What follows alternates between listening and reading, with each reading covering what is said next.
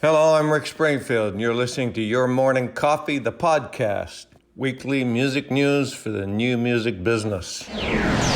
For music business worldwide, Goldman Sachs says the global music industry is going to be worth even more than we thought.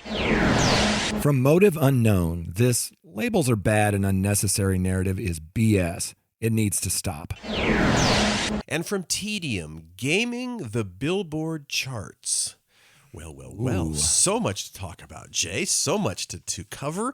We are looking forward to it. We are glad you are here. So let's get started because here we go. Stand by for transmission. This is London calling. Wake up! The revolution is at hand! Your morning coffee is on the air. On the air. On the air. On the air. On the air.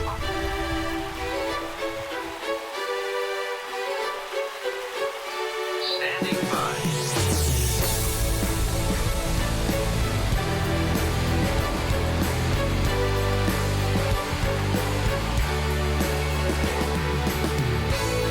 Your morning coffee, the weekly music news for the new music business.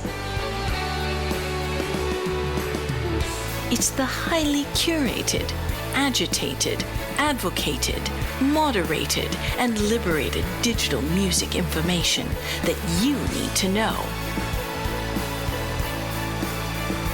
We are your digital music authority. And now from our studios in Hollywood, California, here's your hosts, Jay Gilbert and Mike Etchart.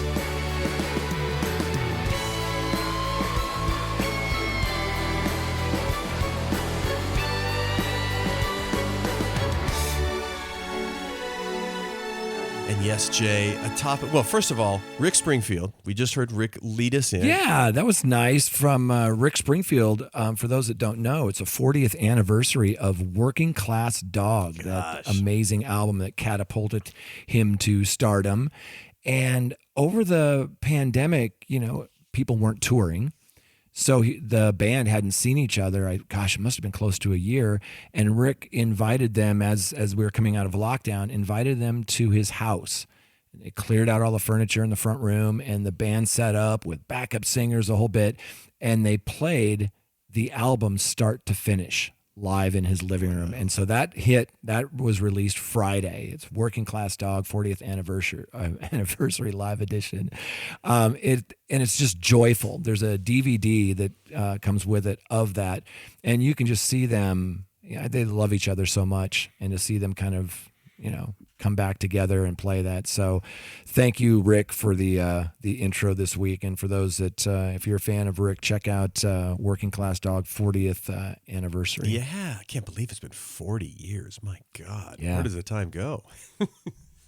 By the way, I don't know if you've seen the I think you have seen the packaging, actually. Oh, yeah.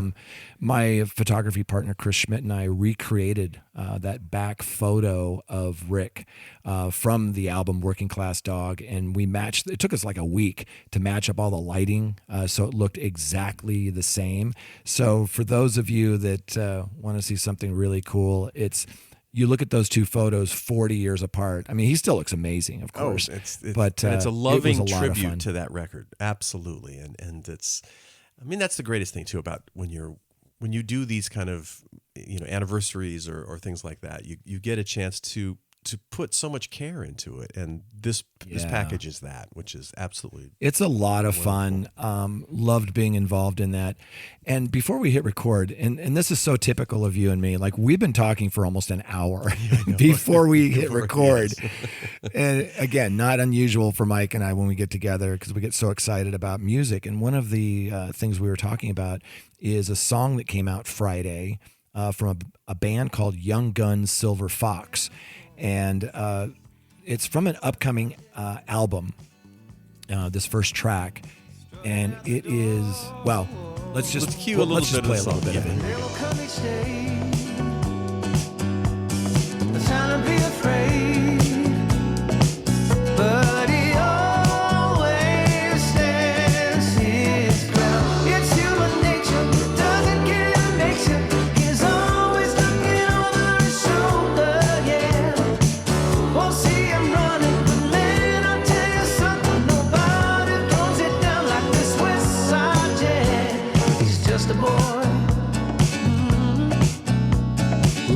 touch a fly. Yeah, he's the West Side Jet. Who ain't afraid to cry. What a cool song. And as we were saying, it's such a nod and a there's something so 70s about it. Not only in the production, but also in the harmonic choices of the song. It's just got great sounds and great parts, and it reminds me so much of something like Silk Sonic. Which is, it's such a loving. I use that word again. We're talking about loving tributes, but that's an acknowledgement of a different era, and it takes you back. And you mentioned Pablo Cruz. When I was in high school, I got to see Pablo Cruz live, and they were so good. Yes, live. and this you and I talked about this for sure. Yeah, it's definitely got that vibe, not only in the instrumentation like you mentioned, but just these are very good musicians. They're not relying on auto-tune or somebody else's loops and beats and things like that. I mean, it comes back to those bands that we love, like Steely Dan and Toto and some of these that at the time we maybe didn't know how brilliant they were as musicians. We just thought the songs were cool. And another track that's coming from Young Gun Silver Fox is it sounds like Earth, Wind and Fire. It's got all these great horns and things, but we won't get too far ahead on that. Just this Young Gun Silver Fox, West Side Jet just came out this last Friday, so check it out on your streaming service of choice. Great stuff. And Jay and I will always continue to talk about music before we even start recording. So, by the way, and Jay Gilbert, as you may know, is the co-founder of music marketing and strategy company Label Logic. He is the curator of the Your Morning Coffee newsletter, and of course, a former executive with Universal Music, Sony Music, and Warner Music, and don't forget Fox Home Entertainment.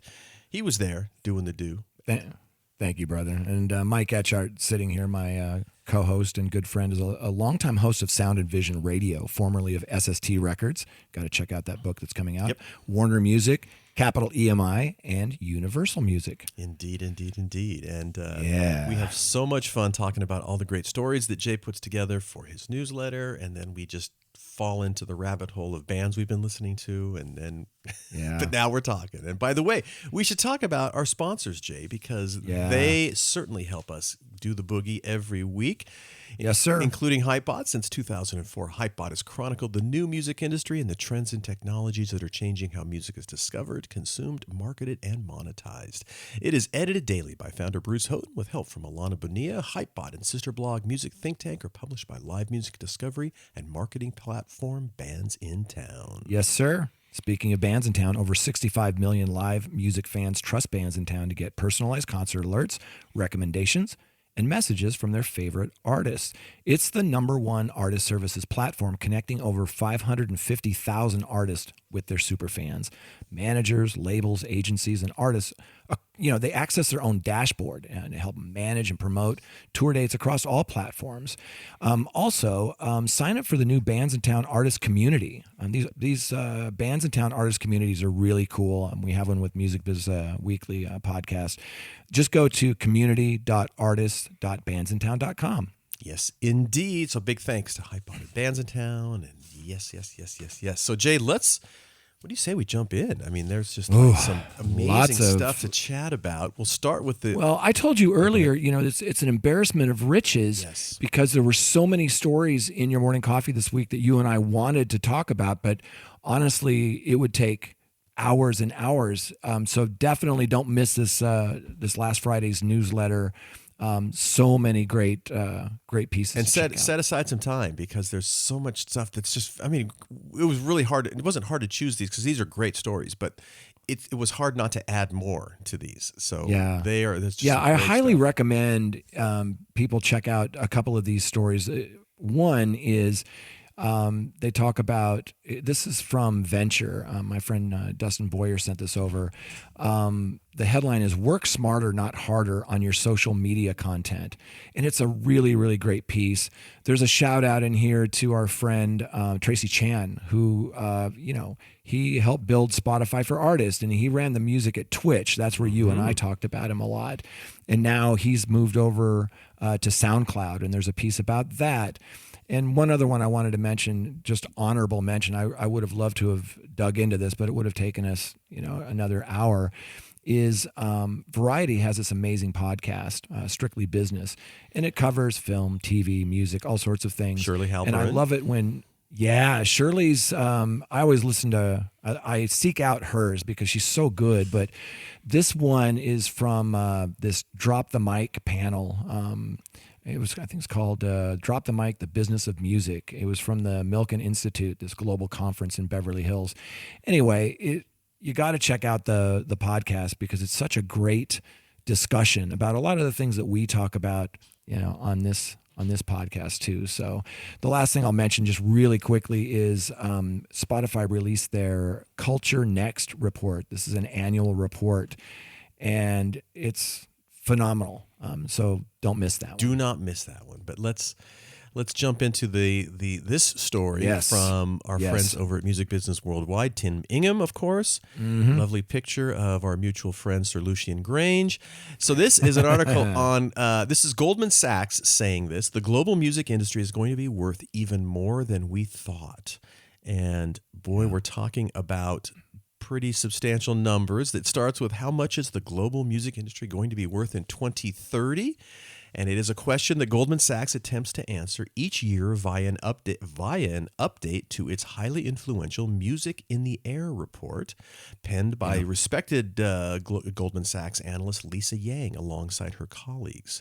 It is a gigantic, it's like 62 pages, so we're not going to, of course, cover all that, but it talks about, again, the crazy amount of numbers. And so the Goldman Sachs keeps, they are always adjusting it, right? So this is kind of this is an updated thing. So as they say, might Goldman reduce its forecast of music industry revenues over the next few years? Could current macroeconomic headwinds push down Goldman's future projections for the value of prime music catalogs?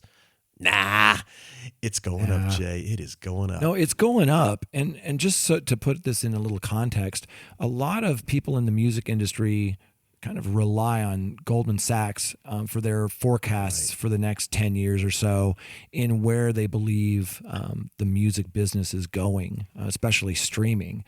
And there's a link in your morning coffee to this web page where they go through and show you some really cool charts and graphs on where they feel like, for example, streaming subscriptions, Spotify versus Apple Music, where it's been since 2011 till now. And, they're making these projections. And the reason that's important is sometimes people will use this as one of the sources for evaluating a music catalog that they're going to, or a company that deals in music. So the fact that they're increasing this it's sort of surprising to some people. And the one thing that sort of jumped out at me first that I thought was really interesting was if you look at kind of worldwide streaming, in two buckets, paid and then ad supported. Mm-hmm. In 2021, it was, mostly, like 73% paid and 27% ad supported globally. They feel like going forward, that's going to be decreasing on the paid side and more on the ad-supported side. I thought that was really interesting. They think it's going to move to 62% paid and 37% ad-supported. Yeah.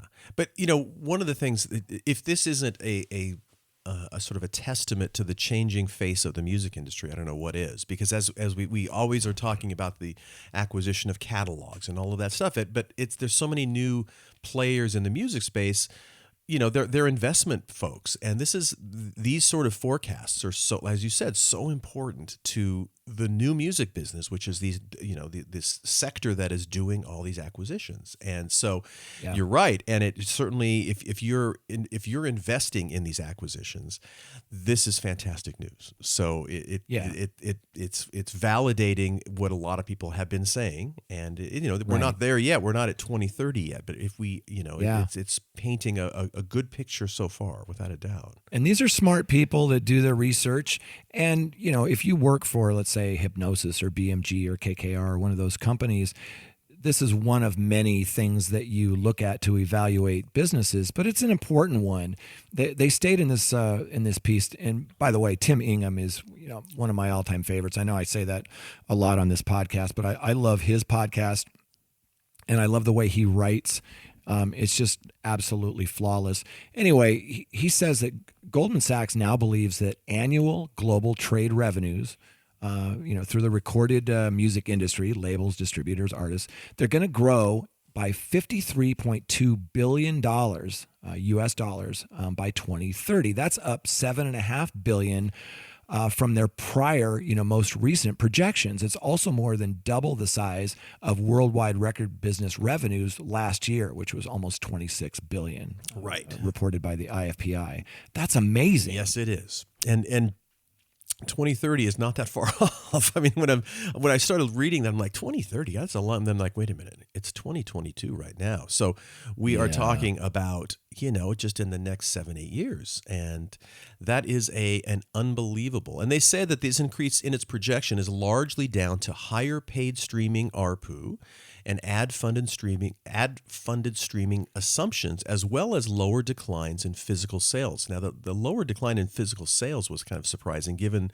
how much we talk about. Well, they talk about the value of vinyl. Yes. It's a premium product, so it generates more revenue, and as that increases.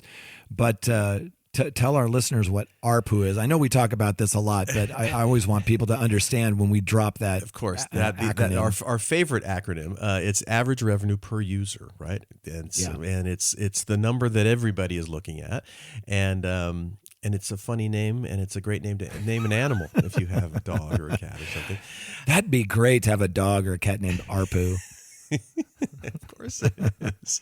They talk about publishing. Yes. And that it's not just recorded. They moved up their forecast on global music publishing. Previously Goldman Sachs suggested that annual trade revenue in the publishing world would reach $10.6 billion in 2030, but now they bumped that up a full $1 billion to $11.6 billion.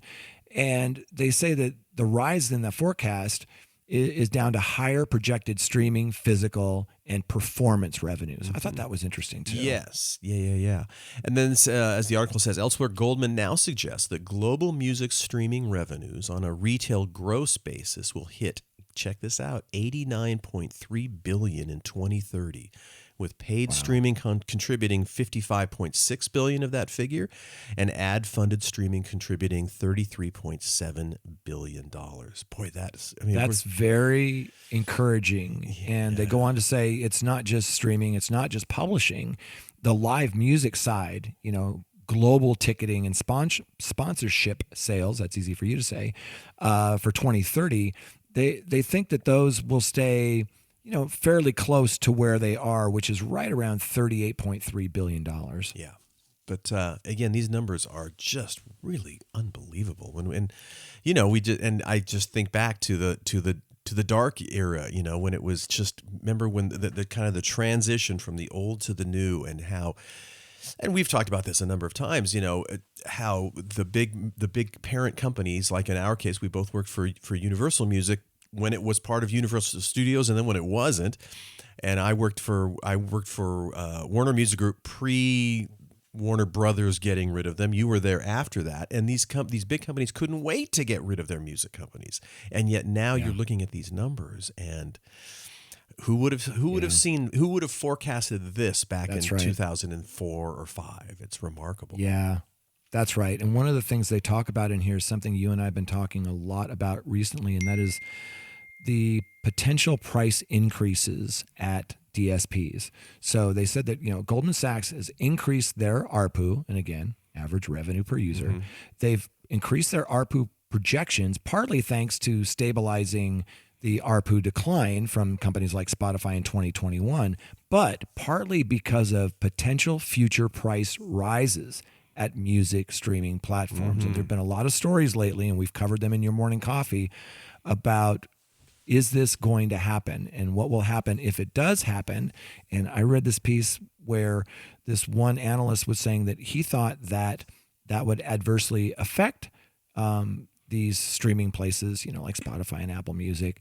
But then I read another piece with the exact opposite, because they used in something that you use sometimes, that Netflix model of, well, these places or platforms will change their pricing and not necessarily lose subscribers because of it.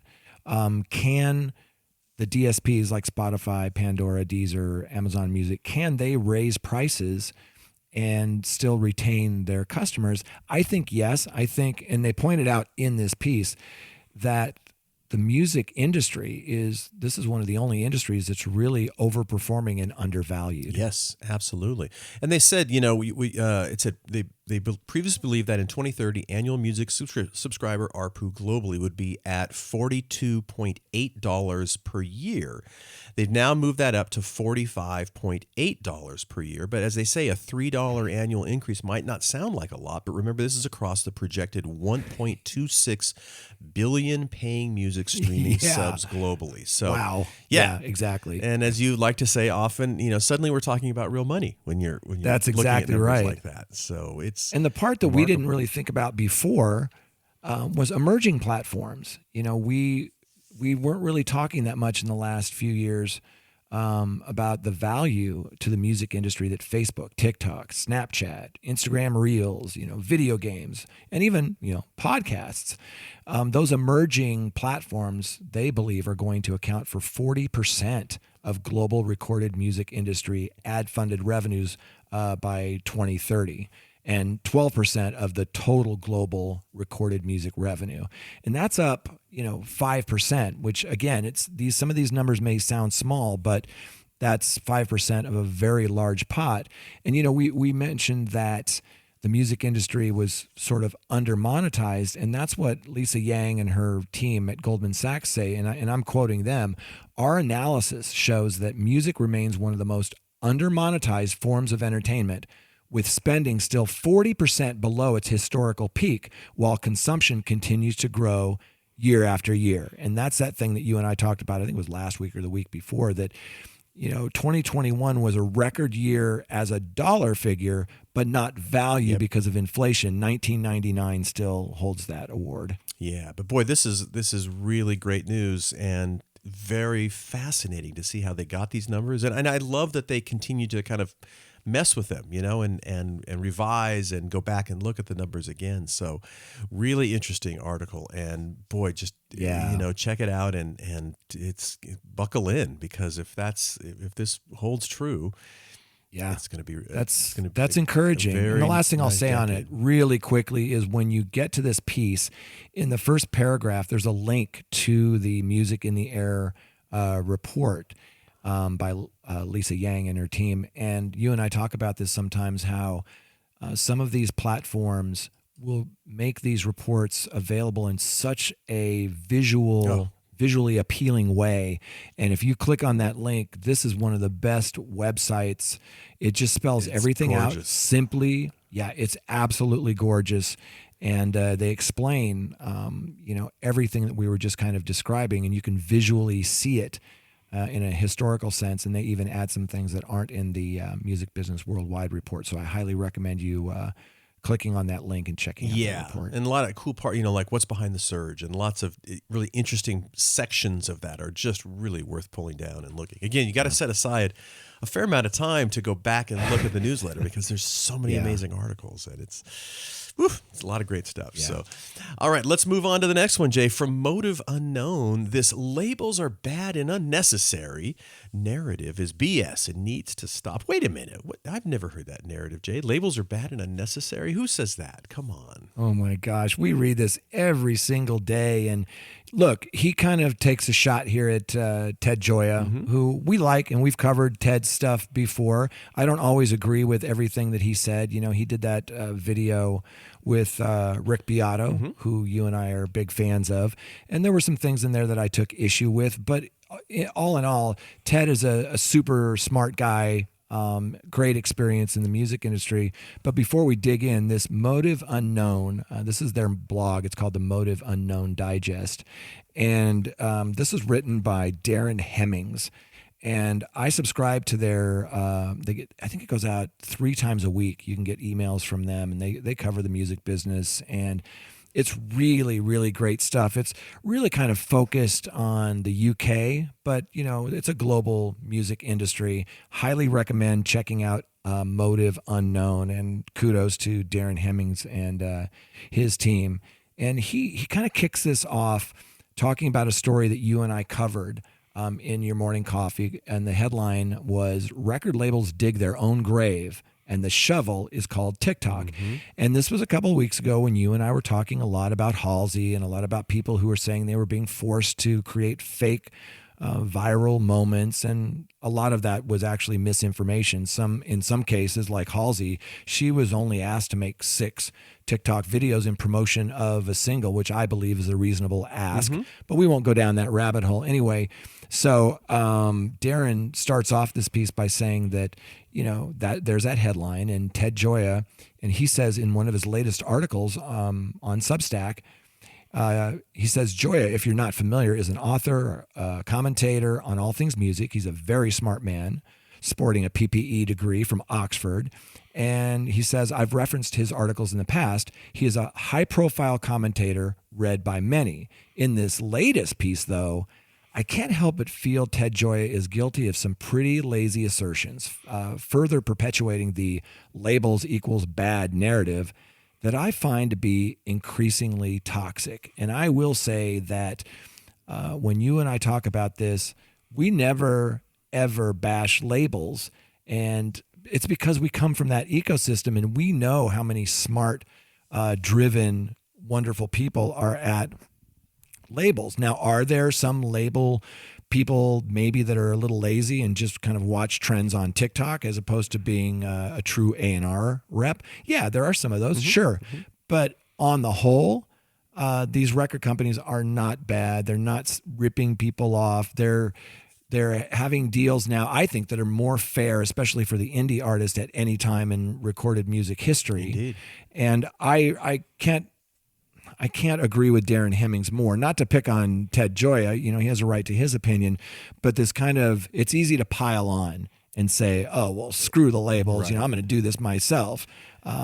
It's not that simple. It's not. And as we've said many, many times, what labels are really good at is taking something small and making it bigger.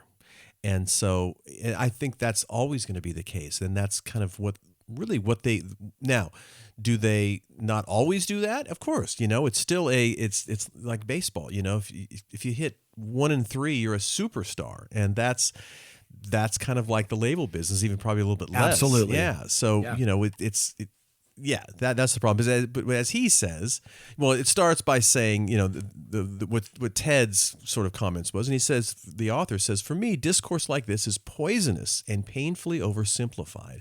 I think what always irritates me about painting labels as the big bad people, aside from the crass generalization, is that 2 simple facts to them are overlooked: division of labor and expertise. And we've talked about this a lot as well. Yes. He said, in truth, this isn't about about labels as we traditionally know them. A label could just as easily be a team assembled by a manager after he and she has secured suitable financing backing from somewhere.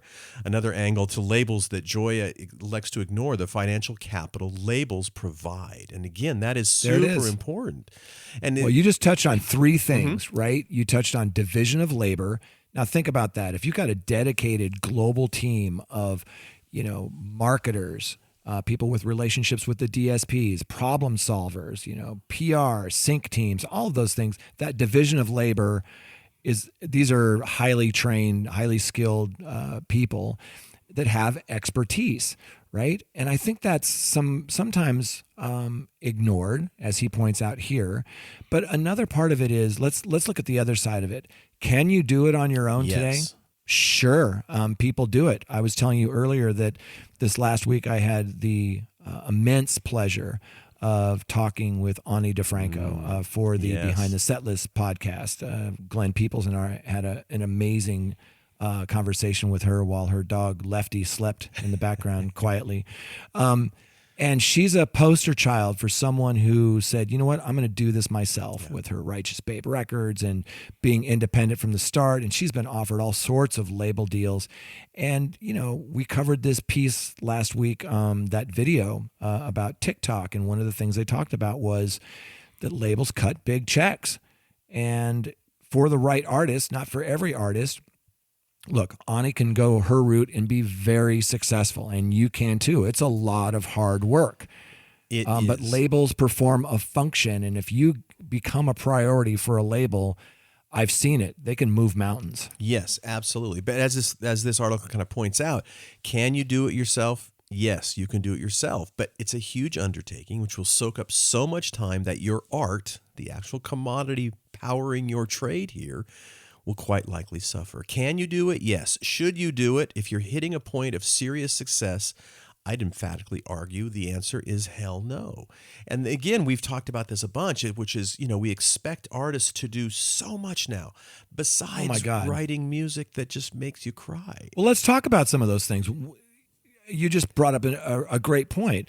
Let's talk about some of the things that an artist has to do today. Yes, you've got to write, you have to write compelling music and a lot of it. And that's, we've talked about, you and I have played in bands with so many different people over the years, and at the risk of generalization, but generally speaking, a lot of musicians are flakes, and they're good at a couple of things, and some of them are not organization. It's certainly not marketing sometimes, and understanding contracts and understanding the platforms with which you're uploading content to. It's like, you're asking it's just asking so much of artists. It really is, and so right. And again, that's where a label can step in, or a team. Again, I think one of the greatest things about this article is he mentions that you're really talking about teams. We're talking about label teams, but you can create your own team as well. And managers do it, and lots of other folks do it. But it's just really too much to ask of most artists, right? And self-servingly, that's what I do for a living. Absolutely, my company puts together a team for brands and for some even smaller labels and for management, where we take on some of those roles and responsibilities, but you need to have a budget to put a company like ours on retainer to do what it does. And there are a lot of developing artists that simply aren't to that point. But that division of labor that you're talking about, as he points out in this article, that exists as a concept for a very good reason. You find others to take these roles on: Facebook, Twitter, Instagram, YouTube, TikTok, Twitch, whatever it is. And the net gain is greater than if you tried to do it all yourself. Ideally, those roles should be experts in their field too, furthering empowering your operation to succeed. And I think if you surround yourself with very talented people and everybody's on the same page, really great things can happen. My only concern for folks that do it on their own sometimes is there can be mental health implications to trying to take on way too much. And you and I both know, you said some musicians are flakes, and that's true. But I also noticed that musicians in general, you can't paint everybody with a broad stroke, but they're, what Alice Cooper calls the fragile elite. Mm-hmm. They're very emotional. They're very in tune with their art.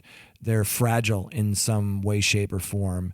And that's why sometimes substance abuse pops up. Sometimes people snap. It's really challenging when you put all this stuff on their plate. But that's another reason why it helps to have a great team around you. And that's typically a label. And last week we talked about a Billboard piece with, Adam Abramson and some of these great marketers who are evolving and changing with the times, but they're doing a lot of this work so their artists don't have to. Yeah. And you get a good label like Atlantic behind you, or, None Such behind you, or Righteous Babe, or whatever it is, New West, Sub Pop.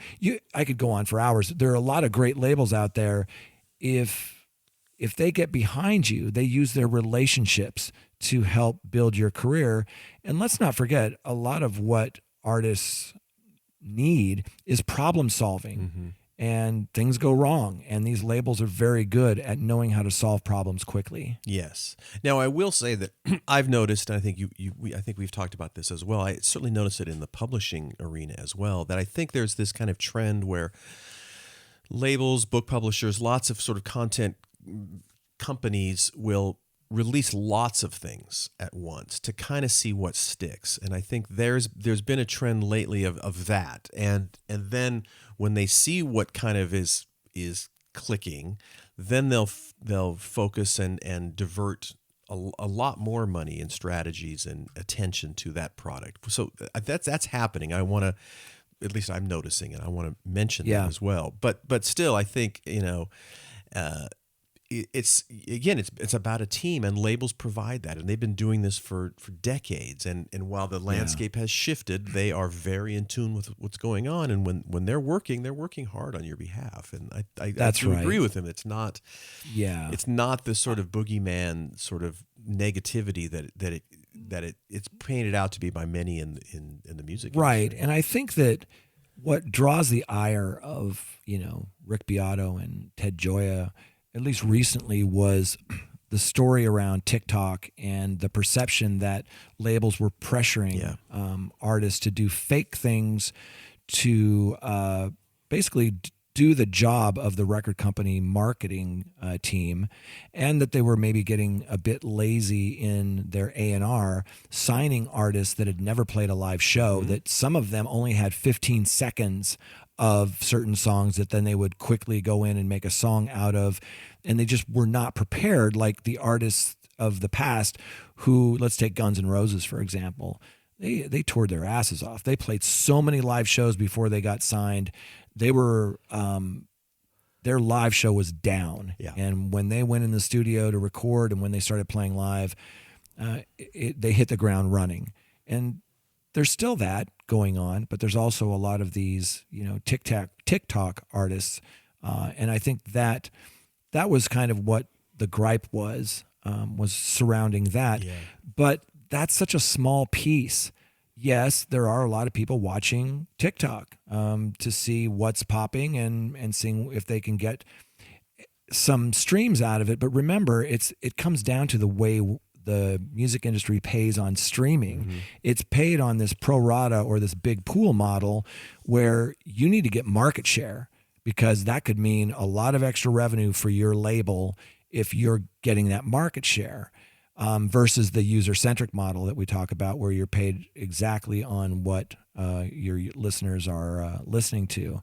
So that's really challenging. But I love this piece in Motive Unknown. And if you want to subscribe to their digest, it goes out every Monday, Wednesday, and Friday. And like I mentioned, predominantly in the UK, but also in US and Europe, it's pretty popular. And it's kind of one of my go-to sources. I just love the way that they take a look at music news each week. Yeah, and I appreciate the perspective. That's like Music Business Worldwide. It's we're such a big country here in the States. I really like getting the sort of worldview that some of these outlets provide, which is very valuable for sure. Yeah, let's do our last one, Jay, from Tedium. Ooh. Gaming the Billboard charts. And it's I would what kind of got me interested in the article is it starts by talking about Casey Kasem. And last weekend I went up to a wedding up in Northern California, and I was driving around, and nothing is more fun than listening to different radio stations, when you're in a new city. And there I was listening to the American Top 40. It was a re-record, of course, because Casey Kasem died 10 years ago. He's been gone for quite a while now, and it was just a replay of one of his top 40 shows from 1986, and it's like I'm kind of driving around. I'm like, wow, these things are being, and we have Sirius in one of our cars, Sirius XM, and you can listen to the Tom Petty station, and there's Tom as if he's still living, and you're talking about some of these eternal artists, and we still listen to them even though they've been gone. In the case of Casey Kasem for a long time, but anyway, so it starts by talking about Casey Kasem and kind of what that did to Billboard as a magazine, in terms of just getting the general public understanding it what changed Billboard was. everything. It changed everything. And then kind of the idea about charts and how important charts are. And it really was started with his American Top 40 show that started in 1970. And I remember listening to it as a kid and loving it. Yeah. And Oh, yeah. so this kind of setting the stage is basically how, prior to his show, the general public had no idea even what Billboard magazine was, and why would they? No. It's a trade publication. Right. And so this really kind of started the notion about charts and having the public understand charts, but also, I mean, this is the music business, how to start messing with the charts and how to start getting a little traction and how to not manipulate necessarily, but maximize charts, where your artists are on the charts. Yeah. Casey Kasem brought the Billboard charts to the masses. I learned about the Billboard charts and how important they were from Casey Kasem. And I would listen to that show, and this is like a 3-hour show. And what I loved about it was he would tell all these stories. Oh, yeah.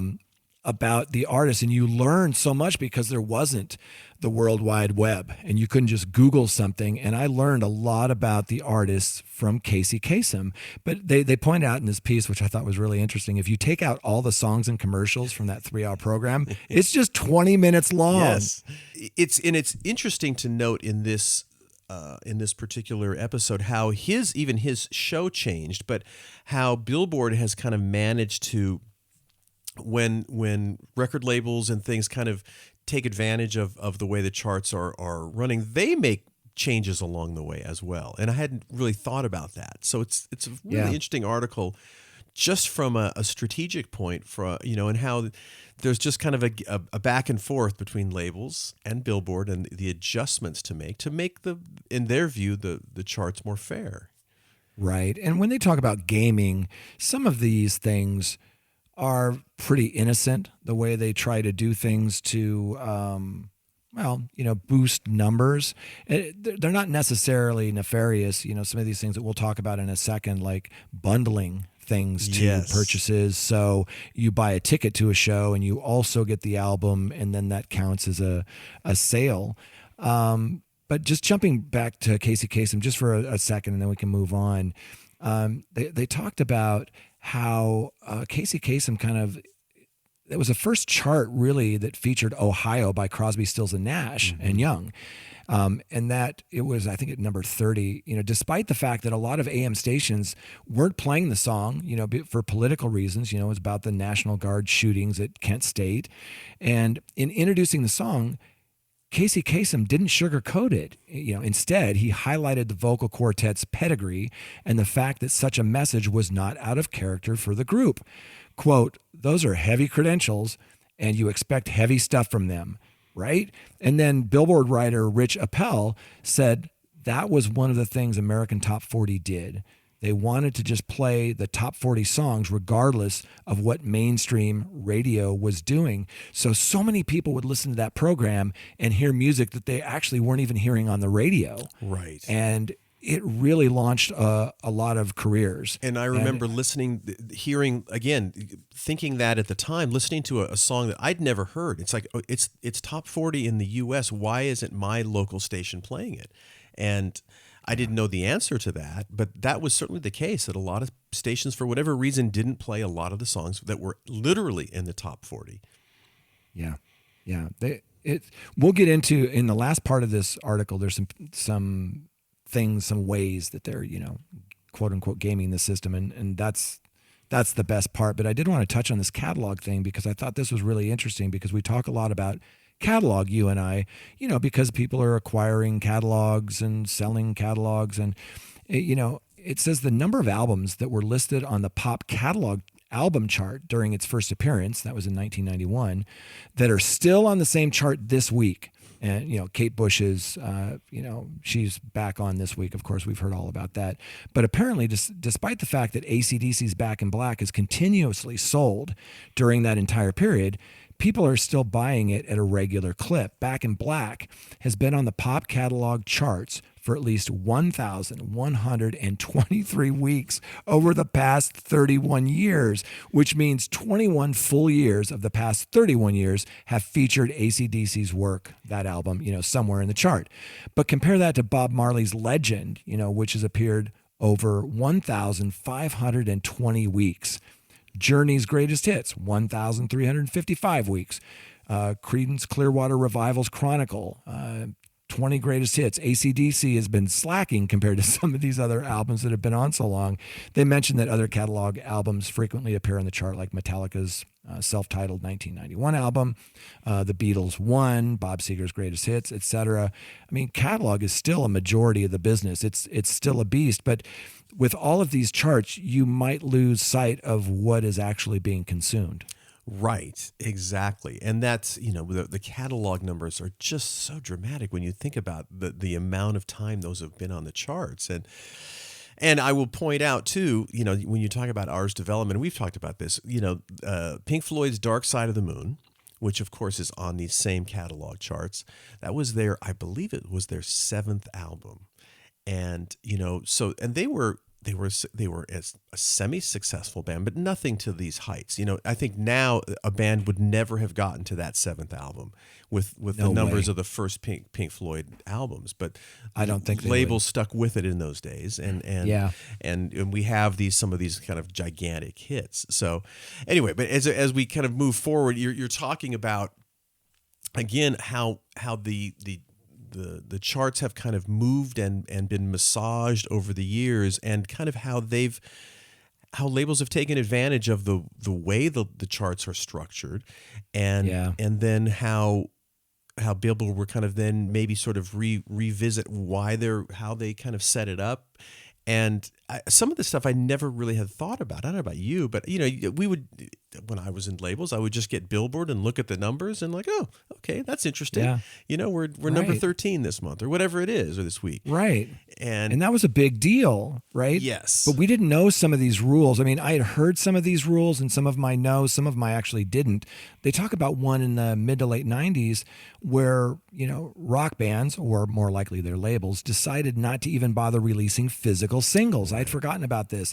Instead of just letting their songs chart, where they were, the Modern Rock Tracks chart put no weight on the physical single. This, of course, worked out great for labels, which wanted to sell people a full album and not the track. Billboard required singles to have corresponding physical sales to appear on the Hot 100. So there were all these different rules about releasing music and what charts they would appear on. Right. And so they kind of have a list of sort of 5 ways that artists and labels have successfully gamed the Billboard charts. And it's not... Gamed sounds a little bit more nefarious than I think it really is. So let's just say take that with a grain of salt. Yeah, right? They've taken advantage of it. And one of the things they mention is the January sleeper hit. In the early 2010s, an odd phenomenon kept happening at the beginning of the year. Artists with cult followings were topping the Billboard 200 with extremely low numbers of sales. And remember, one of the things you and I have talked about often is how one of the biggest changes of our business now is it's the lack of reliance on needing that fourth quarter smash hit when you stack up everything. But here people were taking advantage of that scenario by waiting till January. And they mention in this Amos Lee, who's a great artist and an artist who I play a lot and dig. He had a record called Mission Bell. It was a chart-topping album that just sold 40,000 copies in its first week of January in 2011. An impressive number for him, who never got that high. But at the time, just kind of that wasn't very impressive at all. But a couple of weeks before that, Cake had done the same thing with their first album in 7 years. They sold 4,000 more units than Amos Lee did. But again, people taking advantage just of timing, and you didn't need to sell a lot for a January release to be at the top of the charts. I think that's smart, actually. Yeah, I don't think it's gaming the system. Exactly, and you pointed that out. That's not really gaming the system, but it's being smart about that release cycle and when you release it. So that was the number one thing. Number two, And I remember this very well, the iTunes effect, right? In 2005, Billboard changed its rules for single sales to allow digital downloads to count for the chart. And one of the biggest beneficiaries was a solo artist who, as a member of an alt-rock band, missed a chance to top the pop charts for a couple of months in a row because of Billboard's quote-unquote dumb rules. And that's Gwen Stefani's Hollaback Girl. Released 2 months after changes to the digital download rules, was catapulted to further success thanks to the users who were buying the single on iTunes en masse. Quote, in the early months of the digital-powered Hot 100, no song benefited more from the new formula than Stefani's Bananas Anthem. And that was written by Chris Malanfani. I spelled it right? Malanfi. Sorry, Chris. From the Village Voice. And I thought that was really interesting, that new rule allowing downloads. Yeah, exactly. And I remember that too. It's funny. As I was reading, I also remembered that very clearly. Number 3 was the sales-only Hot 100 appearance. By the mid-'90s, bands such as Nine Inch Nails and Pearl Jam were established enough that they could release physical CD singles that would sell well enough in record stores that they would chart on the Hot 100 with a song or short EP clearly targeted towards their existing fan bases without a smidgen of pop radio play. Their fans weren't just listeners, they were collectors, which is why Nine Inch Nails' The Day the World Went Away, a particularly pop-unfriendly song, was very briefly a top 20 hit in early 99, as well as why Pearl Jam's Merkin Ball, a 2-song EP intended as a companion to the Neil Young's Pearl Jam featured album Mirrorball as the band's second highest chart appearance on the Hot 100. Again, and did Nine Inch Nails and Pearl Jam as bands know about all of this, or was these the labels taking advantage of just the situation and releasing? I don't know that, but it worked. Whatever, Smart. Yeah. Look, it's just smart. Number 4 is, and you were talking about Pearl Jam a second ago. Number 4, the live album saturation strategy. And it says, speaking of Pearl Jam, the band came across one of the most brilliant chart stunts in modern history in 2000. It started releasing a series of quote-unquote official bootlegs, which aimed to provide a better experience to fans than poorly recorded stuff, from the crowds. The band released 72 separate albums over a 2-year period in what can literally be called flood the market strategy. The result of this trick, due to Pearl Jam being one of the biggest bands in the world at the time, was that the band managed to chart 14 albums in a single week, which is a lot. It's good to throw a wrench in the way of the recording industry is run and do something different, their bass player, Jeff Ament, said.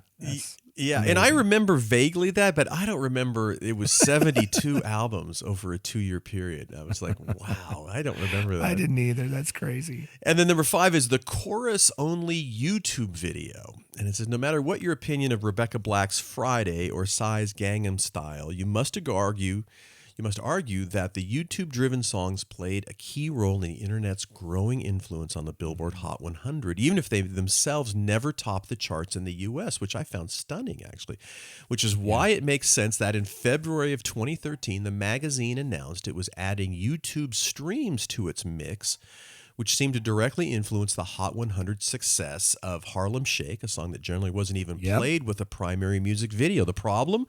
The rules were loosey-goosey, enough so that in 2017, Post Malone gained chart mojo from a version of his single Rockstar that was effectively a 3.5-minute long loop of the chorus. It was a brilliant move, but this was too far for Billboard, which adjusted the YouTube methodology in 2017. So it's, again, it's massaging, it's work, and I get it from Billboard, you adjust for the technology, of course, but then that kind of makes funny little ways that you can, again, they call it gaming, but you could just take advantage of the system. Well, if you call it a game, I call it cat and mouse because of what you just described.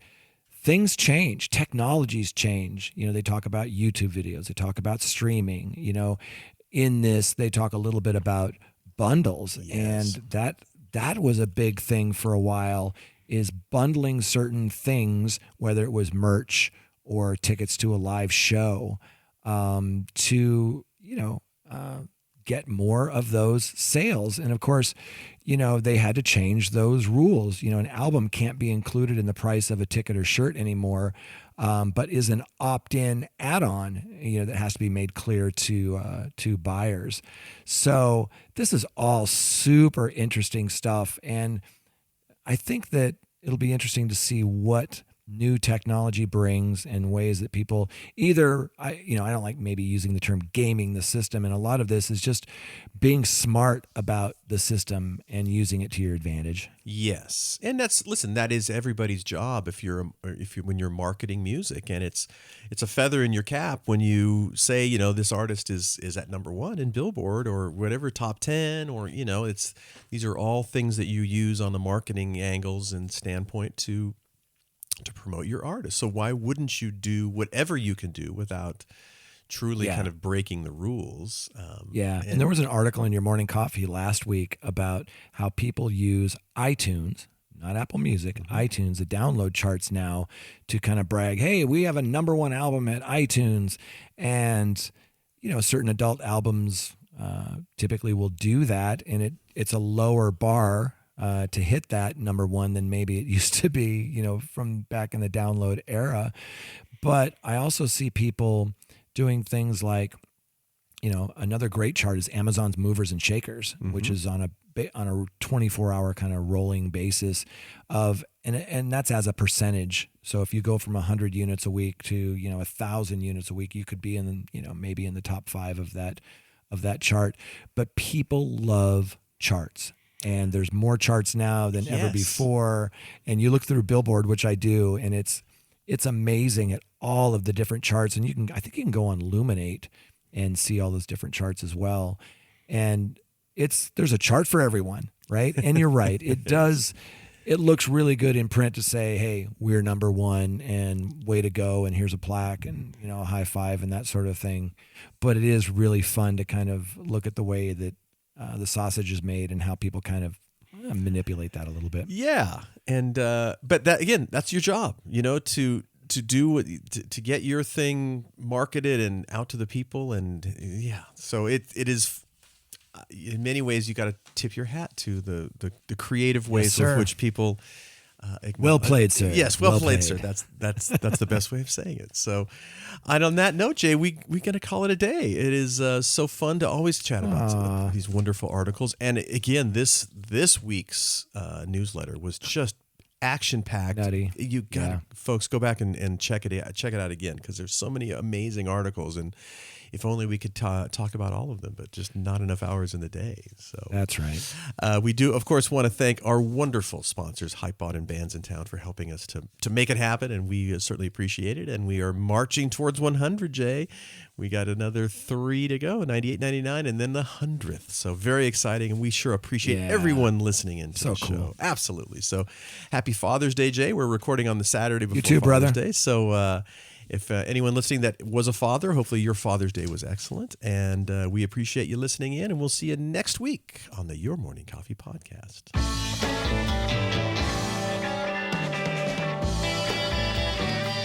You've been listening to Your Morning Coffee, the weekly music news program for the new music business. Join Jay Gilbert and Mike Etchart next time for the digital music news you need to know.